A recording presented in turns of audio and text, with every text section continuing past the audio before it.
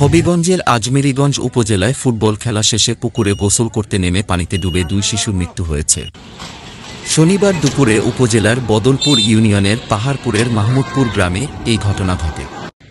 মৃত শিশুরা হল মাহমুদপুর গ্রামের গোবিন্দ দাসের পুত্র প্রলয় দাস এবং রুবেল দাসের পুত্র সূর্য দাস।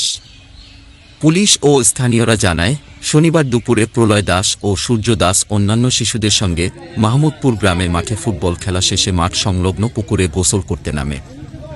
গোসলের এক পর্যায়ে প্রলয় ও সূর্য পুকুরের সিঁড়ি থেকে পা পিছলে পুকুরের গভীর পানিতে তলিয়ে যায়। এ সময় তাদের সঙ্গে থাকা অন্য শিশুদের চিৎকার শুনে স্থানীয়রা এসে পুকুর থেকে প্রলয় ও সূর্যকে উদ্ধার করে। তাৎক্ষণিক তাদের উপজেলা স্বাস্থ্য কমপ্লেক্সে নিয়ে গেলে কর্তব্যরত চিকিৎসক তাদের মৃত ঘোষণা করেন। আজমেরীগঞ্জ থানার ওসি ডালিম আহমেদ ঘটনার সত্যতা নিশ্চিত করে জানান, খবর পেয়ে পুলিশ শিশুদের মরদেহ উদ্ধার করেছে।